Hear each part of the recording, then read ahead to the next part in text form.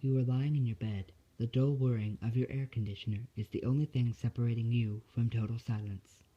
You know, that particular silence that is so heavy and so thick it's almost the equivalent of a loud noise itself. The kind of silence where you could hear a pin drop 3 rooms away, and that kind of silence that fills your ears with the sound of your own heartbeat as your ear presses against your pillow. That kind of silence.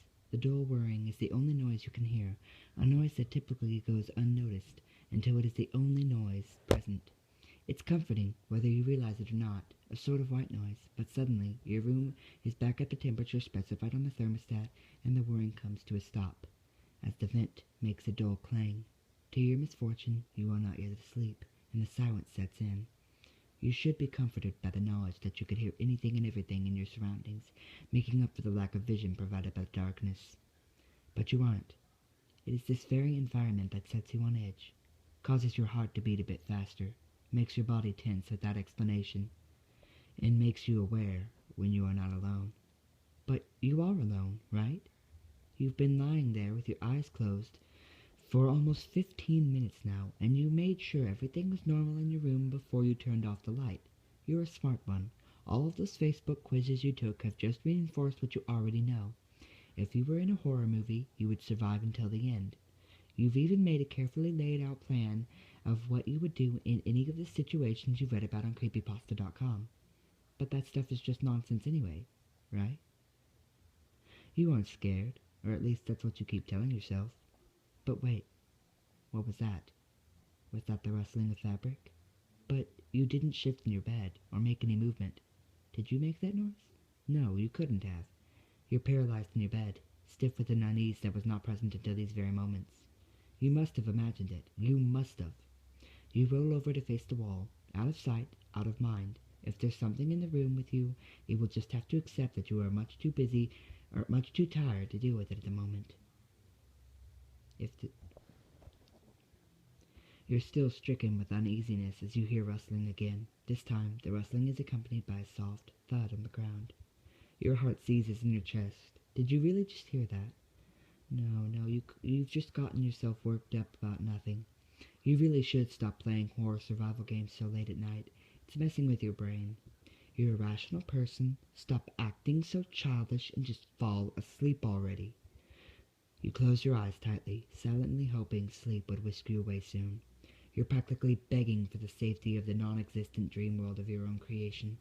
You're running away in a sense, but there's nothing there, right? You're just tired. I know. As your eyes are clenched tightly shut, you become aware that no matter how much you want to, you can no longer move your arms and legs. Come on now, are you really letting this get to you? What are you, 12 years old? Suck it up and fall asleep already. Your heart is pounding loudly in your ears now.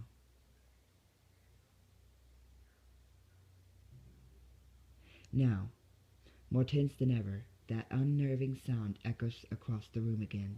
The rustling of fabric followed by a soft thud on the ground. Unwittingly, you're holding your breath now, eyes shut as tightly as possible. You have the childish urge to pull the blanket over your head. You're imagining it all. It's all in your head. I thought you were better than this. Your heart is pounding loudly now, but not loudly enough to drown out the now repetitive sound approaching from across the room. What's that rustling? Maybe you left some paper on the ground. That has to be it. And that thumping? Probably the cat or the dog or something. That probably ran in when you weren't looking before you closed your door. Yeah, you're just paranoid. The noise is now within a foot of your bed, and with your back to it, you don't dare turn around to investigate. Not that it'd do much good. The only light in your room is the dull glow of your cell phone on the nightstand next to you. You plugged it in before you crawled into bed, remember? But you don't care. You don't dare turn around and look. There's nothing there anyway. Minutes that feel like hours pass as you face your wall, stiff as a board, unable to will your uncooperative body to move. You haven't heard the noises in a while now, not since it reached the edge of your bed. You know there's nothing there. It's this silence. It's messing with you. You really should have turned on some music or something before you went to bed. Oh well, maybe next time.